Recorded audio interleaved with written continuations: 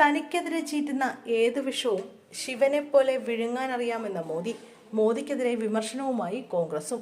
തനിക്കെതിരെ ചീറ്റുന്ന ഏത് വിഷവും ശിവനെ പോലെ വിഴുങ്ങാനറിയാമെന്ന് പ്രധാനമന്ത്രി നരേന്ദ്രമോദി.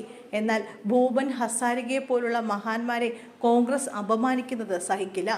ഹസാരികയ്ക്ക് ഭാരതരത്ന നൽകിയപ്പോൾ പാട്ടും നൃത്തവും നടത്തുന്നവർക്കാണ് ഭാരതരത്ന നൽകുന്നതെന്ന് മല്ലികാർജ്ജുൻ ഖാർഗെ പരിഹസിച്ചെന്ന് ചൂണ്ടിക്കാട്ടിയായിരുന്നു പ്രധാനമന്ത്രിയുടെ വിമർശനം.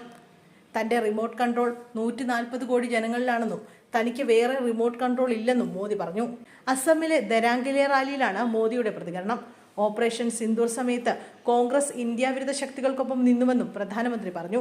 കോൺഗ്രസ് നുഴഞ്ഞുകയറി വരെ സഹായിക്കുകയാണെന്നും മോദി ആരോപിച്ചു.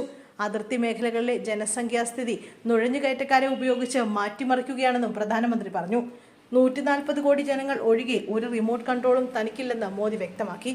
അതേസമയം തന്നെ മോദിയുടെ മണിപ്പൂർ സന്ദർശനത്തിനെതിരെ ഗുരുതരമായ ആരോപണങ്ങളും വിമർശനങ്ങളുമായി കോൺഗ്രസും രംഗത്തെത്തിയിട്ടുണ്ട്.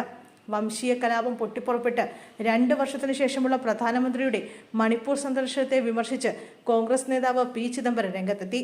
കലാപഭൂമിയിൽ എത്താൻ താമസിച്ചതിന് മോദി ക്ഷമാപണം നടത്തിയില്ലെന്നും ഒരു വാക്കുപോലും ഖേദം പ്രകടിപ്പിച്ചില്ലെന്നും ചിദംബരം ചൂണ്ടിക്കാട്ടി. മോദിയുടെ സന്ദർശനത്തെ പ്രഹസനമെന്നും ദുരിതബാധിത ജനങ്ങളോടുള്ള കടുത്ത അപമാനമെന്നുമാണ് ഇന്ത്യ മുന്നണി വിശേഷിപ്പിച്ചത്.